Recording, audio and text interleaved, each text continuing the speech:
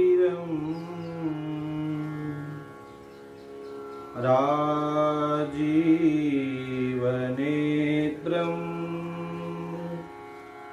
रघुवंशनाथम्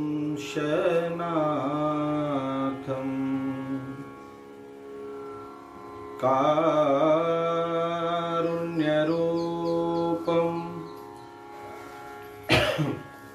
करुणाकरन्तम्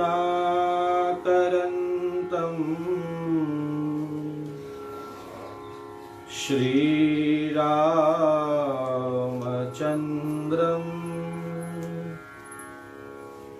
शरणं प्रपद्ये।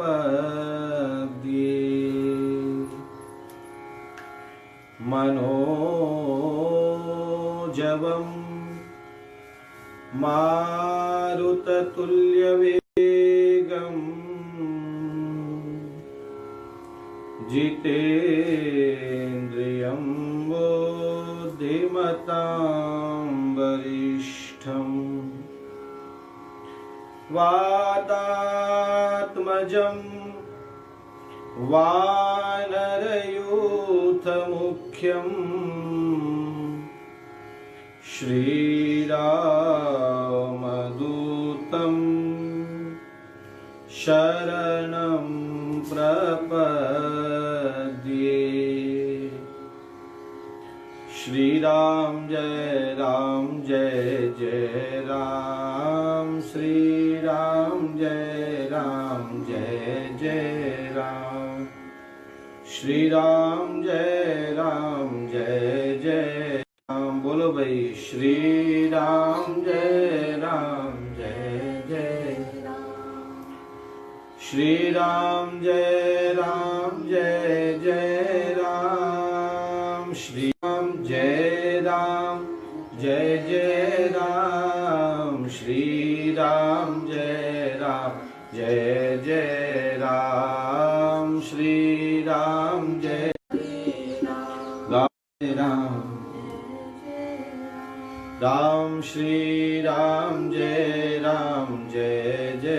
राम।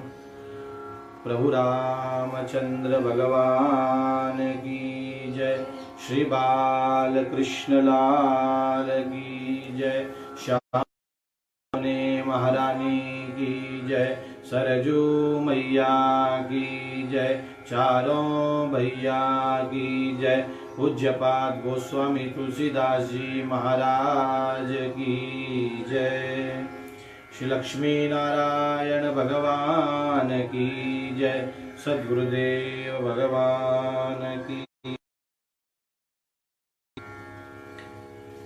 भगवान की महती कृपा से श्रावण के इस परम पवित्र मास में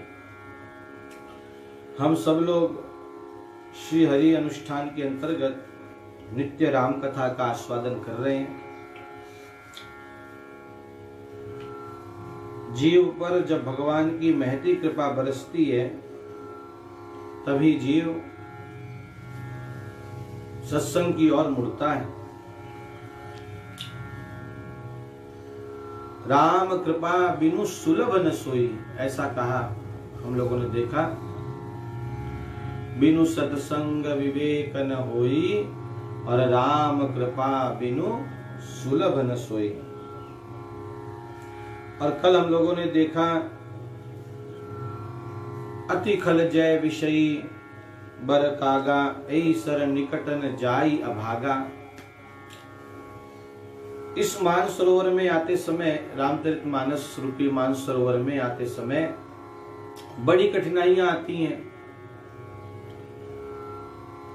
आवत ही सर अति कठिनाई, और राम कृपा बिनु आई न जाए। बिना भगवत कृपा के कोई इस तरफ आ ही नहीं सकता। इसलिए आपकी भगवान की कथा में रुचि है, आप बड़े प्रेम से भगवत कथा का आस्वादन कर रहे हैं, तो निश्चित मानिए कि भगवान की अपार कृपा है हम लोगों पर, अत्यंत कृपा है हम लोगों पर।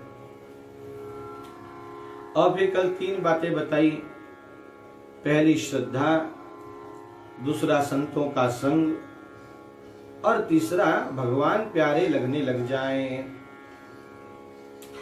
पूरी रामचरितमानस में जो फलश्रुति अंत में कही गई, गोस्वामी जी ने भगवान से जो ठाकुर जी से निवेदन किया वो यही है कि प्रभो कामी नारी पियारी जिमी लोभी प्रिय जिमी दाम तिमी रघुनाथ निरंतर प्रिय लागौ मोहि राम।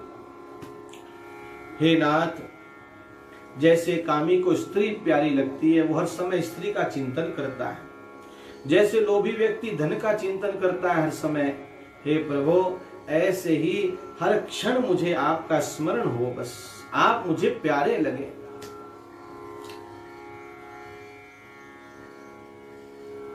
भगवान ये तीनों बातें हम लोगों में प्रेषित करें। श्रद्धा तो बहुत जरूरी है जीवन में, इसलिए बार बार कहा गया आदौ श्रद्धा।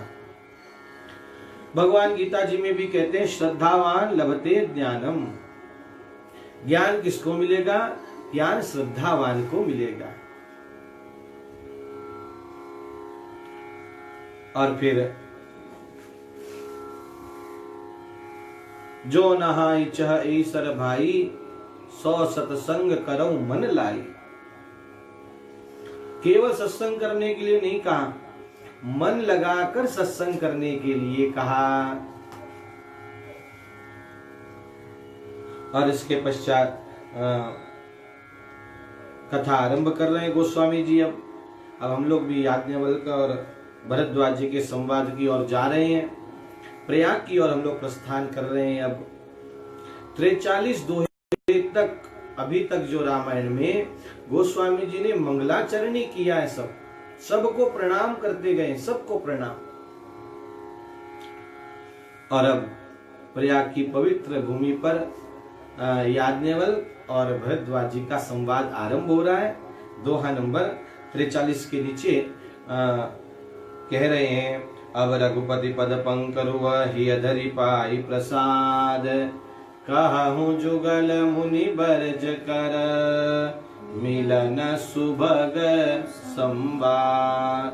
अब मैं याज्ञवल्क्य और भरद्वाज जी का संवाद कहने जा रहा हूँ। कहाँ इनका मिलना हुआ और कैसे इनमें संवाद आरंभ हुआ, ये कथा मैं अब सुनाने जा रहा हूँ।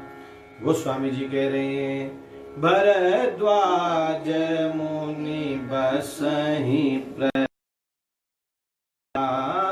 भरद्वाज मुनि बसहि प्रयागा, तिनहि राम पद अति अनुरागा, तिनहि राम पद अति अनुरागा, तापस समदम दया निधाना, तापस समदम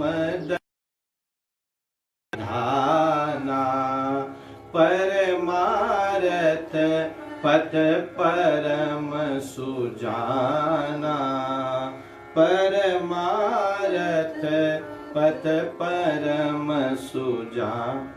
इन 2 चौपाइयों में गोस्वामी जी कह रहे हैं, भरद्वाज ऋषि बसई प्रयाग। भरद्वाज जी के साथ ऋषि शब्द लगाया। आप कह रहे हैं आप ऋषि हैं, भरद्वाज जी ऋषि हैं, प्रयाग में निवास करते हैं। और विशेषता, पहली विशेषता क्या बताई? तीनहि राम पद अति अनुरागा, जिनका भगवान के चरणों में अति अनुराग है। अनुराग नहीं है, अति अनुराग है। आप ये बात याद कर लीजिए अभी कि गोस्वामी जी ने शुरुआत में कह दिया कि भरद्वाज जी अति अनुरागी भगवान में है, अति प्रेमी है ठाकुर जी के। इसलिए आगे जो वो संशय करेंगे वो भरद्वाज जी हम लोगों के लिए, हम लोगों को कथा प्राप्त हो इसके लिए करेंगे, उनको कोई संशय नहीं है। वे तो अति अनुरागी हैं। यही बात याज्ञवल्क्य जी आगे कहेंगे, हम सुनेंगे अभी थोड़ी देर में। और तपस्वी हैं, तापस, तपस्वीमय जीवन जी रहे हैं। और इसीलिए आगे चलकर अयोध्या कांड में जब भरद्वाज जी के आश्रम में जाएंगे तो भरतलाल से कहते हैं, सुनो भरत हम झूठ न कहीं, उदासीन तापस बन रही। हे भरत, हम झूठ नहीं कहते, जिनको किसी दूसरे से कोई स्वार्थ हो वो झूठ बोले। जैसे भगवान का जो अवतार का 5वां कारण है, प्रताप भानु जी झूठ बोला कपट मुनि से, और कपट मुनि को अच्छा लगा कि मुझे तो बड़ा अच्छा लगा तुमने झूठ बोला जो। लेकिन तपस्वियों को, जो भगवान के भजन में डूबे, भजनानंदियों को, उनको झूठ से कोई प्रयोजन नहीं है, उनको किसी को रिझाना नहीं होता है। वे जो सत्य है उस सत्य को ही प्रतिपादित करते हैं। तो पहला लक्षण अति अनुरागी है, दूसरा भरद्वाज जी तपस्वी हैं। फिर कहते हैं तापस सम का उनके जीवन में पालन है। सम कहते हैं अंतःकरण की इंद्रियों पर निग्रह है। तापस सम दम, दम कहते हैं बाहर की इंद्रियों का निग्रह है।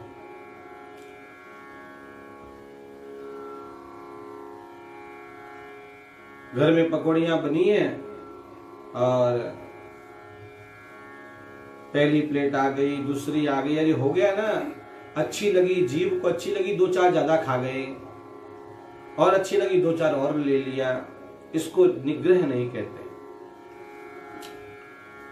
इंद्रिय निग्रह।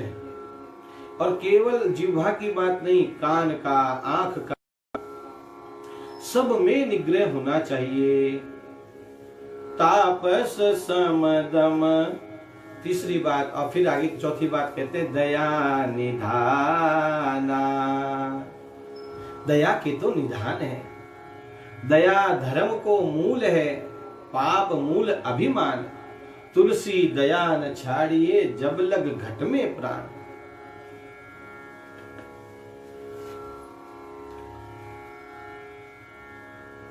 भूत दया विस्तारय तारय।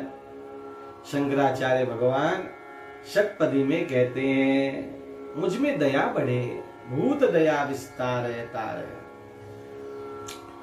और फिर कहते हैं परमार्थ पथ परम सुजाना। बड़े सुजान है, परमार्थ पथ के मार्गदर्शक हैं। किसी को परमार्थ में चलना हो, परमार्थ मार्ग पे चलना हो, तो भरद्वाज जी उसको बहुत सुंदर मार्गदर्शन करते हैं। ऐसे भरद्वाज जी हैं। कहाँ रहते हैं? प्रयाग में। और आप सब जानते हैं कि प्रयाग में माघ का मेला लगता है। वहां 1 महीने तक लोग कल्पवास करते हैं। आप भी कभी गए होंगे। बड़ी भारी महिमा है। गोस्वामी जी कह रहे हैं माघ मकर गत रवि जब होई, तीरथ पति ही आव सब कोई। जब माघ का मेला आता है, माघ के महीने में जब मकर जो संक्रांति होती है, मकर की संक्रांति को माघ कहते हैं। और उस समय 1 महीने तक लोग वहां रहते हैं। सारे तीर्थ वहां पधारते हैं प्रयाग में।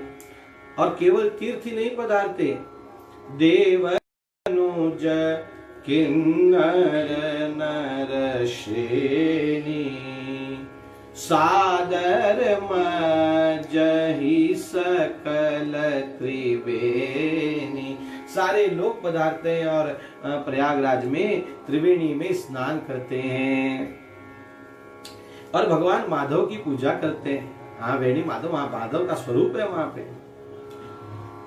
पूजई माधव पद जल जाता, परसी अखय बटु हर्षहि गाता। भगवान माधव का पूजन और उसके पश्चात वहां वटवृक्ष का स्पर्श। देखो ये तीर्थ में रहने की पद्धति बता रहे कि कभी तीर्थ में जाओ तो स्नान वगैरह करके पहले तीर्थ के देवता का दर्शन करो। हाँ, और फिर अधिक ऋषि मुनि जो लोग हैं वे भरद्वाज जी के आश्रम में रहते हैं। बोले क्यों?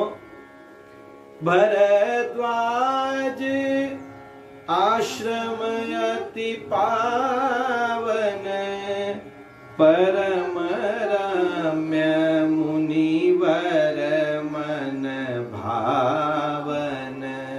भरद्वाज जी का आश्रम अति पवित्र है, अति पावन है, मुनियों को बड़ा प्यारा लगता है वो। हम लोग भी प्राय कहते हैं कि हम लोगों को भी लगे कि भाई हमारे घरों में भी महात्माओं का आवागमन हो तो अपने घर को अति पावन बनाना चाहिए। देखो स्वच्छता एक अलग बात है और पवित्रता अलग बात है। स्वच्छता होती है बाहर से और पवित्रता होती है भीतर से। हमारे मोदी जी ने निकाला था ना स्वच्छता अभियान, तो बाहर की स्वच्छता है और भीतर की पवित्रता। छूट ही मल की मलई के धोए, वशिष्ठ जी जो आगे कहेंगे उत्तरकांड में। अति पावन। और इसलिए हमारे यहाँ स्नान करने के बाद जब हम देव कार्य में लगते हैं, अंतःकरण पवित्र के लिए भीतर की पवित्रता अति पावन है, तो अपना पावन बने। कौन अति पावन होगा? तो बोले जहां पर लोग भोर में सूर्योदय के पहले उठ जाते हैं। अति पावन भरद्वाज आश्रम अति पावन। भोर में उठ जाएं, सूर्योदय के 4 बजे नहीं कह रहे हैं, ठीक 5:30 बजे नहीं कह रहे हैं, सूर्योदय से पहले स्नान हो। और जहां लोग स्नान करके सर्वप्रथम ठाकुर जी के दर्शन करें, पहले भगवान के दर्शन, बाद में दूसरा काम।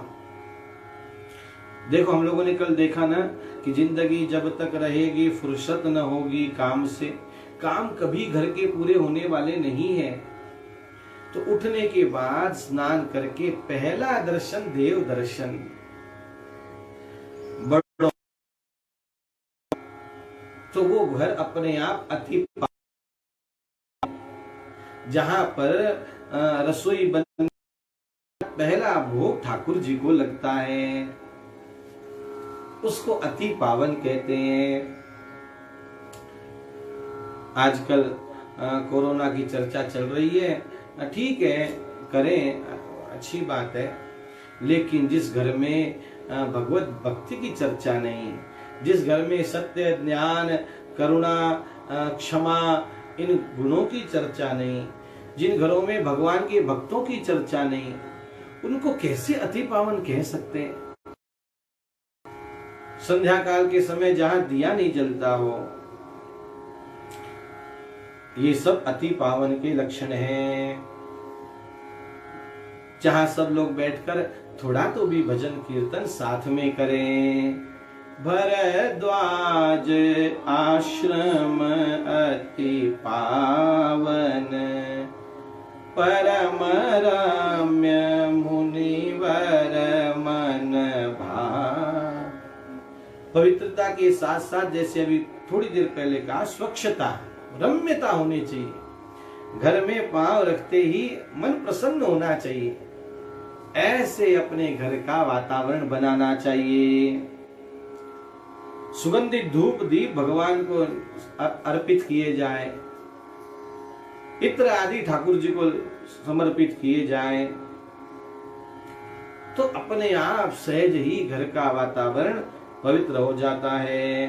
अच्छा, एक बात और, भगवान को भोग लगना है तो रसोई भी नहा धोकर बनानी चाहिए। आगे आएगा वाल्मीकि जी के प्रसंग में, अयोध्या कांड में, तब बताएंगे आपको। बिना नहाए रसोई में नहीं जाना चाहिए। अग्नि का स्पर्श बिना स्नान किए नहीं करना चाहिए। आजकल लोग बिना नहाए आधी रसोई तैयार कर लेते, फिर ना गाउन में, फिर नहा धोकर आकर फिर पूरा करते हैं। फिर भगवान को कैसे भोग लगेगा? और दूसरी बात, ठाकुर जी को भोग लगना है तो प्याज लहसुन का प्रयोग नहीं है। लहसुन जो है वो कुत्ते के नख से बना है। उसकी लहसुन की उत्पत्ति, कुत्ते का नख देखो, उसकी लहसुन की एक जैसी ये होती है। और प्याज की उत्पत्ति कुत्ते के अंडकोश से कही गई है। सोचो। और वैष्णव को तो बिल्कुल, और चातुर्मास में तो बिल्कुल नहीं खाना चाहिए। तो भगवान को भोग लगना है तो चौके का भी, रसोई का भी पवित्र रखना चाहिए। परम रम्य वातावरण बनाए तो मुनियों का सहज आगमन होता है। भरद्वाज जी का आश्रम बड़ा पवित्र है, बड़ा पावन है और परम रम्य है, और वहां पर सारे ऋषि पधारते हैं। और तहां होई मुनि ऋषय समाजा, जाहि जम जन तीरथ राज। प्रयाग तीर्थराज है। और तीर्थ गुरु कौन है? आप कहिए, कमेंट में लिखिए। प्रयाग तो तीर्थराज है और तीर्थ गुरु कौन है? पुष्कर। पुष्कर को तीर्थ गुरु कहा गया।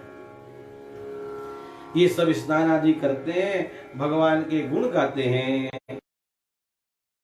आत समेत उछाहा, कहीं परस पर हरि गुण गाहा। परस्पर भगवान हरि के गुणों की चर्चा करते हैं। और फिर ब्रह्म निरूपण धर्म विधि वरनई तत्व विभाग, कहीं भगति भगवंत के संजुत ज्ञान विराग। ब्रह्म का निरूपण करते हैं, तत्वों के साथ सांख्य शास्त्र का व्याख्यान होता है। भक्ति का भी निरूपण है, लेकिन अकेली भक्ति का नहीं, ज्ञान और वैराग्य के साथ भक्ति का निरूपण है। इस प्रकार 1 महीना पूरा बीत गया। और फिर गोस्वामी जी कह रहे हैं, सभी लोग अपने अपने आश्रम को प्रति संवत, हर वर्ष ऐसा ही होता है। लेकिन एक बार घटना घट गई। क्या घटी?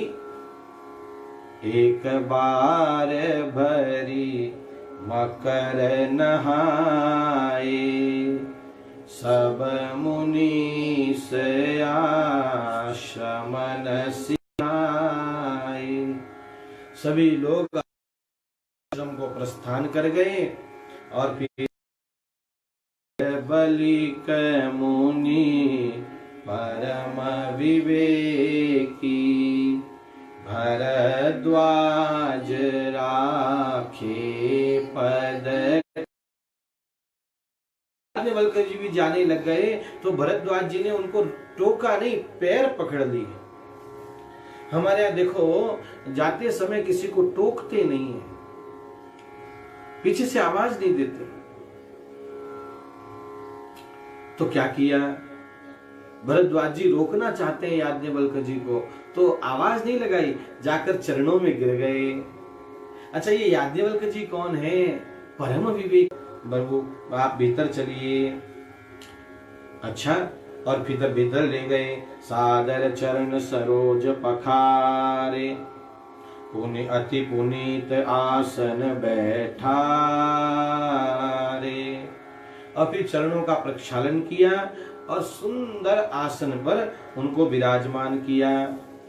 अब ये पूजा का एक प्रकार है, एक अंग है चरणों को धोना। और अब चरण धोकर बैठाया तो पूरी पूजा की। करी पूजा मुनि सुजसु बखानी, बोले अति पुनीत मृदुबानी। भरद्वाज जी के इस प्रसंग में आप सुन रहे होंगे, अति शब्द बड़ा प्यारा है। हाँ, भरद्वाज आश्रम अति पावन, अति पुनीत आसन बैठारे। और फिर अब अति पुनीत, पुनीत मृदुबानी। संसार में अति हो तो महाराष्ट्र में एक कहावत है, हम लोग यहाँ पर, अति तेथे माती। और वो भी आपने सुना ही होगा, अति का भला न बरसना, अधिक की भली न धूप, अधिका भला न बोलना और अधिक का भला न चुप। संसार में ये बात लागू होती है, लेकिन अध्यात्म में ये बात लागू नहीं होती। अध्यात्म में तो बिना अति किए आपको अनुभव ही नहीं होगा, अनुभव नहीं होगा। इसलिए अति पुनीत बोले, अति पुनीत मृदुबानी। बैठाया और बोले, कहो भरद्वाज।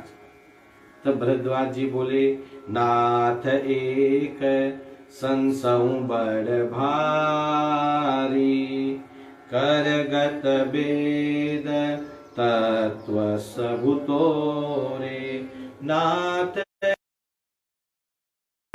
संसहु बड़ मोरे, करगत वेद तत्व सबु तोरे। कहत सुमोहि लागत भय लाजा, जौन कहूँ बड़ होई अकाजा। प्रभु, एक संशय है मेरे मन में। बोलो भरद्वाज जी, बोलो। प्रभु, आप तो सब जानते हैं, आपको तो वेद सिद्ध है, हस्त में सिद्ध है, लेकिन मुझे लज्जा आ रही है कहते हुए, भय भी लग रहा है कि आप क्या सोचेंगे कि देखो इतने वर्षों से सत्संग कर रहे हैं और अभी तक इनके मन में संशय बना हुआ है। संशय तो चला जाना चाहिए, लेकिन प्रभु क्या बतावे। और एक बहुत सुंदर सिद्धांत आया है यहाँ पे, संत कहाई असि नीति प्रभु, श्रुति पुराण मुनि गाव। होई न विमल विवेक उर, गुरु सन किए दुराव। प्रभु, मैंने सुना है, संतों के मुख से सुना है, ये नीति है कि विमल विवेक तब तक नहीं होता यदि ये शिष्य अपने गुरु से कुछ छिपाव करता है, कुछ दुराव करता है। इसलिए मैं कुछ छिपाना नहीं चाहता, अपना मोह आपके सामने प्रकट करना चाहता हूँ। बोलिए भरद्वाज जी। और तब भरद्वाज जी बोले,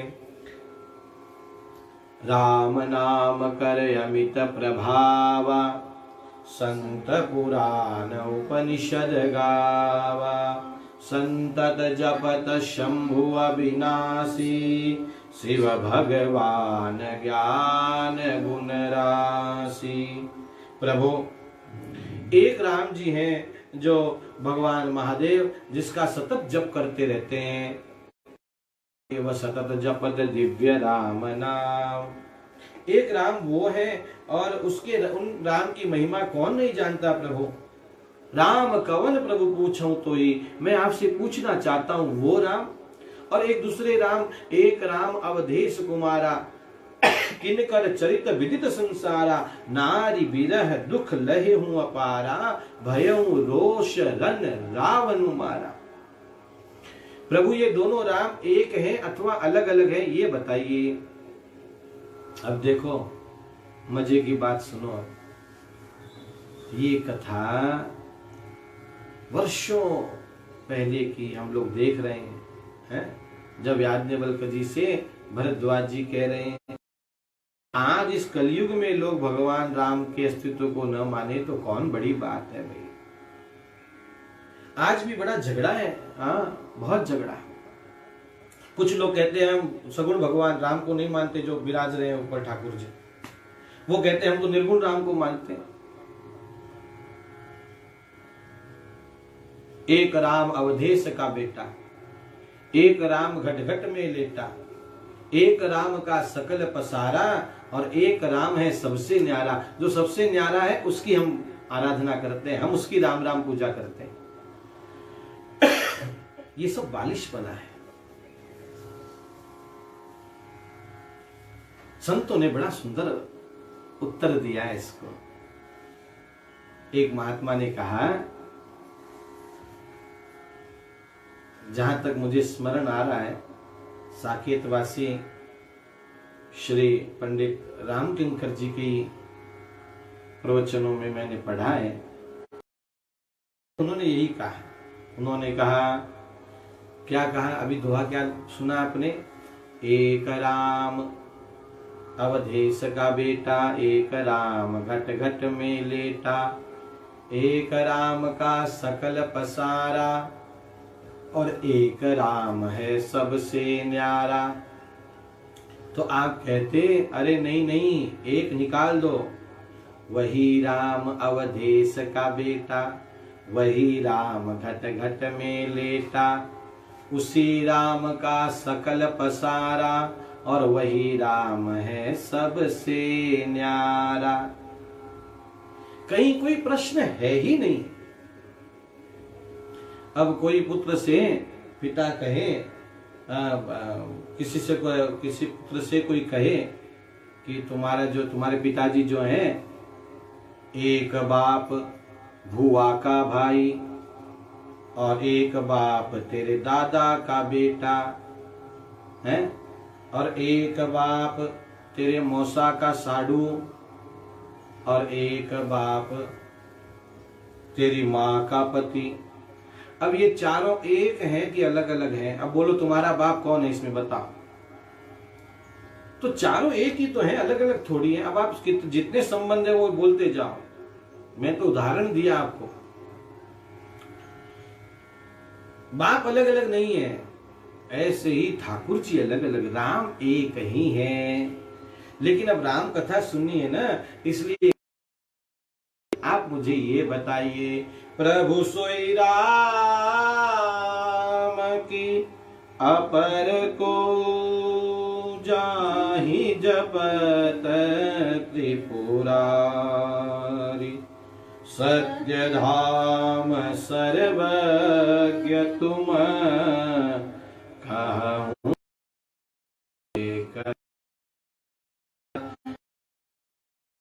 विचार करके मुझे बताइए, ये दोनों राम एक हैं। और अब कह रहे हैं भरद्वाज जी याज्ञवल्क्य जी से कह रहे हैं, जैसे मिटे मोर भ्रम भारी, कहूं सोनाथ कथा विस्तारी। संक्षेप में मत कहिए, नहीं तो तुरंत उत्तर देकर बोलेंगे कि नहीं दोनों एक है और चले जाएंगे। नहीं नहीं, मुझे आप विस्तार से कथा कहिए, जिससे मेरा भ्रम चला जाए। देखो, विपरीत ज्ञान को भ्रम कहते हैं। विपरीत ज्ञान हो जाए जब, उसका निवारण करिए आप।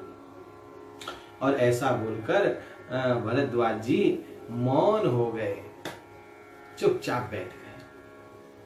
और फिर जाग बलिक बोले मुस्काई, तुम ही विदित रघुपति प्रभुता। याज्ञवल्क्य जी मुस्कुराने लग गए, हंसने लग गए और बोले, अरे आपको सब पता है ठाकुर जी। क्यों? अब याद करिए, अब भी थोड़ी देर पहले मैंने क्या कहा, तीन ही राम पद अति अनुरागा, उनका भगवान के चरणों में अति अनुराग है। हाँ, याज्ञवल्क्य जी भी कह रहे हैं, राम भगत तुम मन क्रम बानी, राम भगत तुम मन क्रम बानी, चतुराई तुम्हारी मैं जानी। अरे मैं आपकी चतुराई समझ गया, आप तो मन क्रम वचन से भगवान के भक्त हैं, लेकिन चाहूं सुने राम गुण गूढ़ा, कीने हूँ प्रश्न मन हूँ अति मूढ़ा। देखो फिर अति शब्द आया।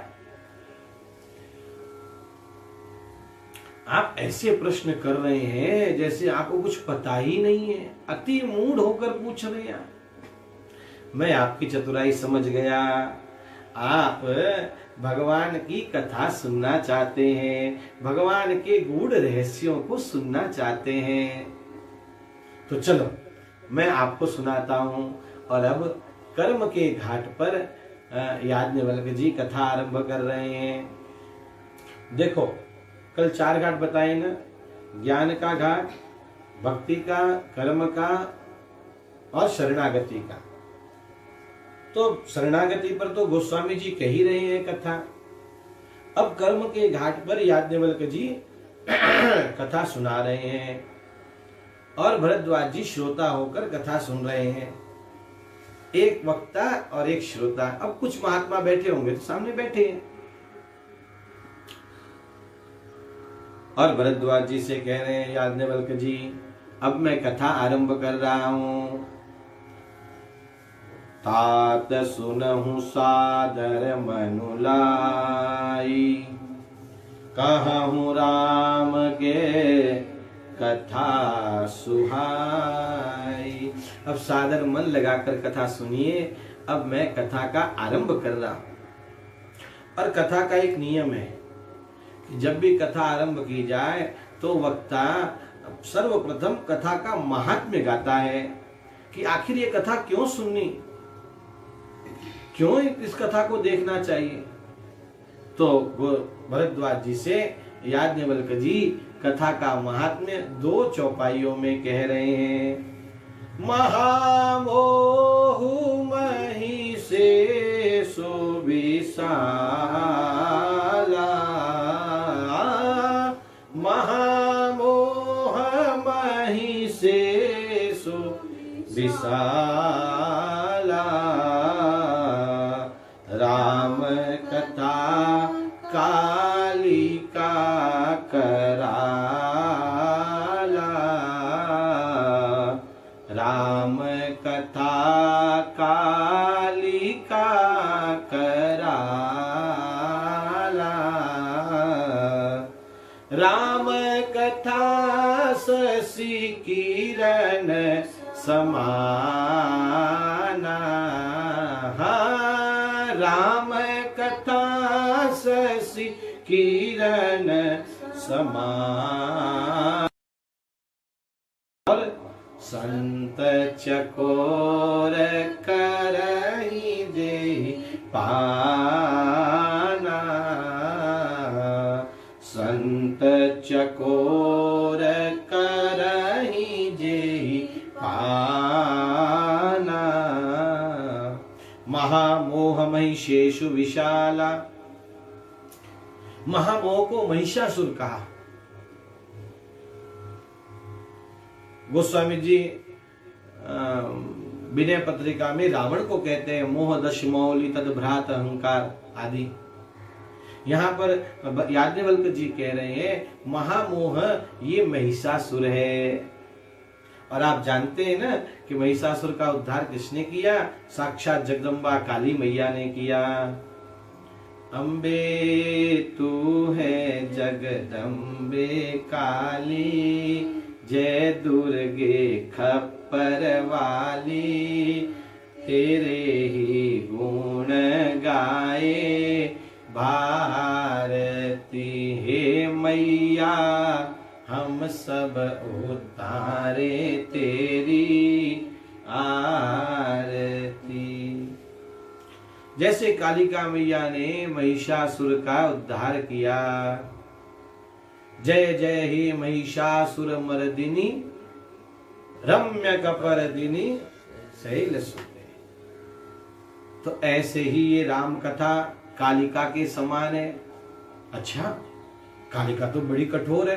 बोले हाँ, महामोह रूपी महिषासुर को मारने के लिए ये राम कथा कालिका के समान है, लेकिन संत महात्माओं के लिए ये जो राम कथा है शशि किरण समाना, चंद्रमा की किरणों की तरह है। चंद्रमा नहीं कहा, राम कथा को चंद्रमा नहीं कहा, चंद्रमा की किरणें कही, क्योंकि चंद्रमा सबको सुलभ नहीं है, लेकिन चंद्रमा की किरणें सबको सुलभ हैं।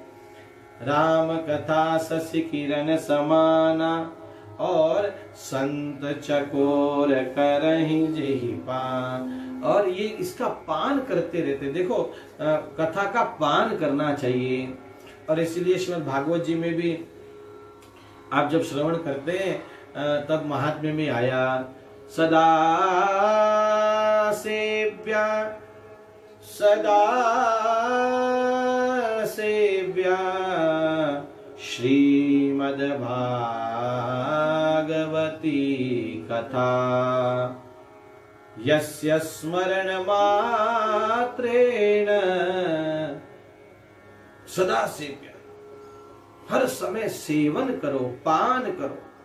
कथा का पान किया जाता है, श्रवण कुछ से पान किया जाता है। सदा सेव्या कहा वहां पे, और यहां कह रहे हैं संत चकोर, चकोर की तरह संत महात्मा इस कथा का पान करते रहते हैं। ऐसे दो चौपाई कथा का महात्म्य बतलाया। अब कह रहे हैं भरद्वाज जी, जैसे आपको संशय हुआ है ऐसे ही एक बार सती को हुआ था।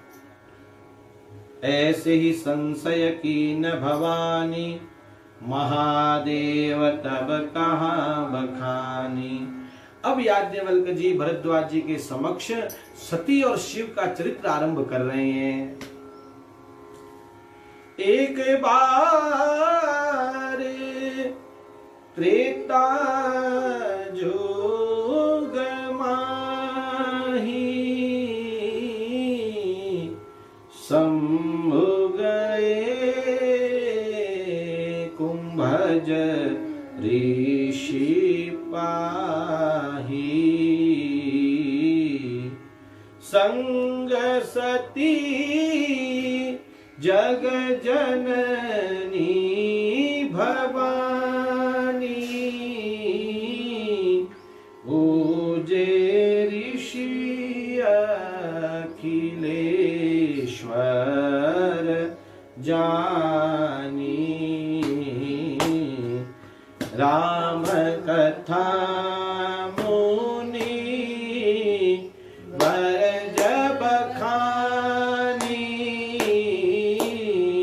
सुनी महेश परम सुख मानी। ऋषि पूछी हरि भगति सुहाई, कही शंभु अधिकारी पाई। कहत सुनत रघुपति गुण गाथा, कछु दिन तहाँ रहे गिरिनाथा। मुनि सन विदा मांगी त्रिपुरारी, चले भवन संग दक्ष कुमारी। एक बार त्रेता जुग माही। याज्ञवल्क्य जी कहते हैं एक बार की बात, अभी थोड़ी देर पहले आपने सुना ना, एक बार भरी मकर नहाए, ऐसे ही एक बार त्रेता का समय था। इस त्रेता युग को त्रेता युग क्यों कहते हैं? अग्नि के 3 भाग इसी युग में हुए और त्रेता युग में भगवान के 3 अवतार हुए। किसी को याद है तो कहिए। त्रेता युग में भगवान के 3 अवतार हुए। पहला अवतार त्रेता के आरंभ में हुआ, तेरे द्वार खड़ा भगवान भगत भर दे रे झोली भगत भर। याद आ गया ना? हाँ, पहला अवतार वामन भगवान का हुआ और त्रेता के मध्य में जो है जय परशुराम, भगवान परशुराम का प्रागट्य हुआ और फिर इसी त्रेता में भगवान राम का प्रागट्य हुआ। 3 अवतार ठाकुर जी के इस युग में हुए, इसलिए इसका नाम त्रेता युग पड़ा। ऐसे इस त्रेता युग में एक बार की बात है, भगवान महादेव कुंभज ऋषि के आश्रम में आए हैं। क्या करने? भगवान की कथा सुनने के लिए। देखो ये सत्संग आदि है ना, ऊपर लोकों में नहीं है, ये धरती लोक पे ही है। हम सब बड़े भाग्यशाली हैं, बहुत भाग्यशाली हैं। और इसीलिए हमारे यहाँ पर संत लोग, भगत लोग, आचार्य जो हैं वे मुक्ति नहीं मांगते। हाँ, ताते हरि मुनि लीन न भयऊ प्रथम ही भेद भगति वर लयो। मुनि सर्वंग जी मुक्त नहीं हुए, क्यों? पहले ही भक्ति ले ली। हमको तो बार बार धरती पर आना है और बार बार भगवान की सेवा करनी है, हमको मुक्त नहीं होना है। ये सत्संग तो धरती पर ही है और इसलिए भागवत जी का भी आरंभ, सनत कुमार ऊपर सत्संग करने के लिए आए, कहा? बद्रिकाश्रम। नारद जी आए सत्संग करने के लिए धरती पर। तो स्वयं भगवान महादेव राम कथा जिन्होंने ये रची महेश निज मानस राखा, अपनी कथा कोई सुनने जो भीतर थी वो प्रकट हुई, वही कथा सत्संग करने के लिए कुंभज ऋषि के पास आए हैं, उनके आश्रम में गए। अच्छा, कथा सुनने अकेले नहीं जाना चाहिए, परिवार के सदस्यों को लेकर जाना चाहिए। और भाई देखो, और कोई सदस्य चले न चले, न तो पति अकेला जाए और न पत्नी अकेली जाए, दोनों साथ में जाकर और कथा का श्रवण करें। देखो जीवन में एक बार तो भी जोड़े से बैठकर कथा का श्रवण करना चाहिए। राम कथा, श्रीमद् भागवत की कथा, शिव पुराण की कथा, देवी भागवत की कथा, गीता जी के प्रवचन, ससंकल्प करके, संकल्प करके जीवन में एक बार तो भी जोड़े के साथ बैठकर, धन्य है वे लोग जो जिन्होंने इस प्रकार अनुष्ठान किए और जो करेंगे, सब लोग धन्य। तो भगवान महादेव अकेले नहीं गए, तो कौन गए साथ में? संग सती जग जननी भवानी, संग सती जग।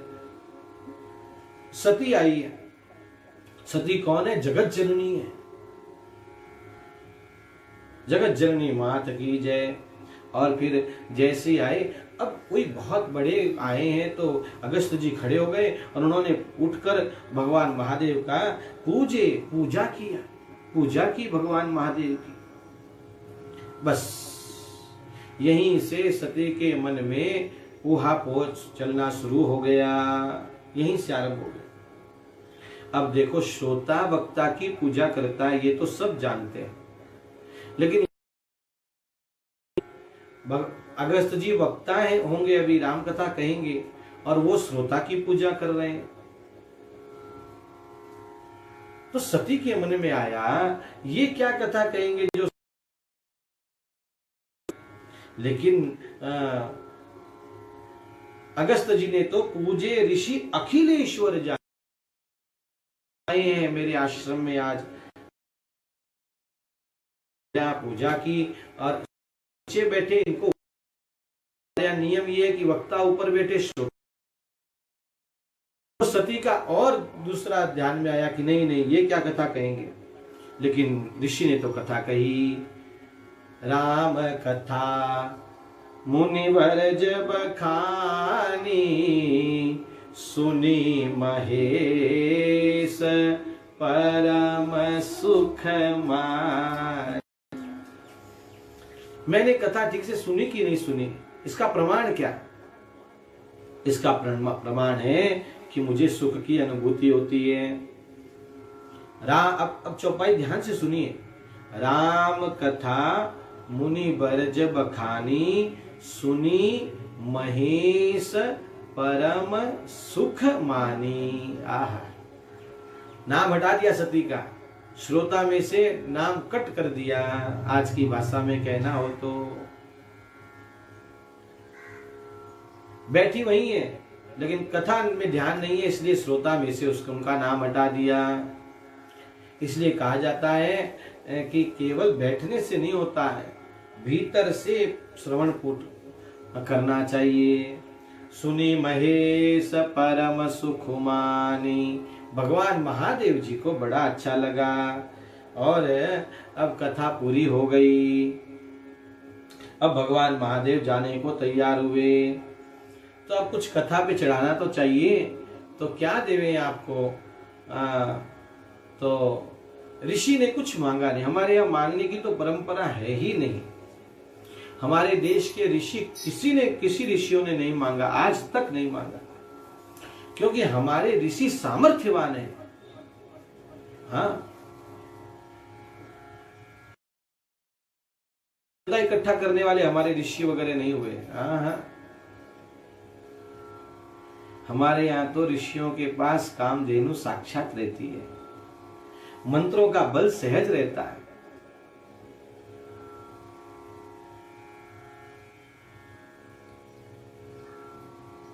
ये क्या पता किस काल से ये क्रम शुरू हो गया चंदा इकट्ठा करने का। चंदा इकट्ठा करके धर्म का कार्य नहीं होता है भाई। चंदा इकट्ठा करके नाच गाने होते हैं। पता नहीं किसने ये दूषित परंपरा शुरू कर दी। एक सामर्थ्यवान यजमान हो और सब और करते हैं। नाथ द्वारा में बापू की कथा थी, एक यजमान ने हजारों 50-50 हजार लोगों को प्रसाद पवाया, एक यजमान। सूरत के पास एक कथा की बापू ने अपने उनके लिए सैनिकों के लिए, एक यजमान ने 5 करोड़ रुपए एक यजमान ने खर्च। तो भगवान सामर्थ्यवान बनावे और फिर आनंद के साथ हम लोग ये करें। विषयांतर नहीं हो, बात इतनी ही है कि हमारे यहाँ ऋषि सामर्थ्यवान है। ऋषियों ने कभी किसी से मांगा नहीं, मांगन से मरना भला। जो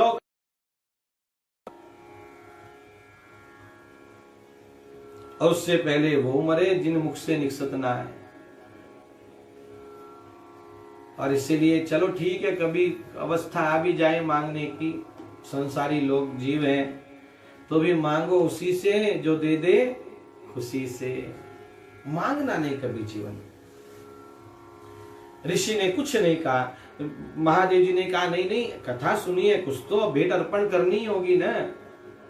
तो क्या करें? तो बोले आपको जो सबसे प्रिय है वही आप दान कर दीजिए। और भगवान महादेव को सबसे प्रिय तो भगवान की भक्ति है।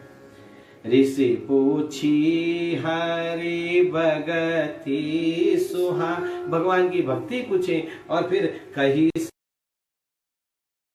सारी पाई। और फिर भगवान महादेव ने भक्ति का दान कर दिया। मांगिति पुरारी। अब कुछ दिन वहां रहे, भगवान का सत्संग हुआ। अब समय हो गया चलने का, तो ऋषि ने प्रणाम किया और अब आज्ञा ऋषि को प्रणाम किया। ऋषि ने प्रणाम किया भगवान महादेव को और मुनि सन विदा मांगे त्रिपुरारी। चले भवन संग दक्ष कुमारी। आई थी तब जगत जननी थी, अब जा रही है तो दक्ष कुमारी जा रही है, बुद्धि वाले बाप की बेटी जा रही है। अब जगत जननी नहीं रही, हाँ, अब दक्ष कुमारी हो गई। देखो कितना सुंदर मानस में ऐसा वर्णन है और कितना सुंदर विचार प्रस्तुत किया है विचारकों ने, रामायणियों ने। आते समय जगत जननी है और जाते समय दक्ष कुमारी जा रही है। वाह रे गोस्वामी जी। और फिर अब ये लोग प्रस्थान करेंगे, तो आज और इनको यहीं रहने दीजिए। आज्ञा मांगी है अगस्त्य जी से, तो अगस्त्य जी ने कहा आज रह जाइए, कल 16 तारीख है, कल चले जाइएगा, कल एकादशी है, तो आपका पूजन वगैरह कर लें तब चले जाइएगा। अब इसकी आगे की कथा हम लोग कल श्रवण करेंगे। आज कथा यहीं विराम ले रही है। कथा के मुख्य यजमान तो ठाकुर जी ही हैं और दैनिक यजमान हमारे श्री प्रदीप जी नरेडी और सौ नीना नरेडी परिवार पुणे से ही है। बड़ा सात्विक परिवार है और खूब सेवा भावी परिवार है। भगवान सब पर खूब कृपा बनाए। आज उनके विवाह की वर्षगांठ भी है, अतः उनको विवाह की वर्षगांठ पर बहुत बहुत बधाई है। खूब दाम्पत्य जीवन में प्रेम बना रहे, यही भगवान के चरणों में हम लोग प्रार्थना करते हैं। अब कथा विराम ले रही है, 1-2 मिनट के लिए भगवान नाम का आश्रय करिए। हरे राम राम राम सीता राम राम राम, हरे राम राम राम सीता राम राम राम, हरे राम राम राम सीता राम राम राम, हरे राम राम राम सीता राम राम राम, हरे राम राम राम सीता राम राम, सीता राम राम राम। प्रभु रामचंद्र भगवान की जय, बाल कृष्ण लाल की जय, सद्गुरुदेव भगवान। नमः पार्वती पतये, हर हर महादेव।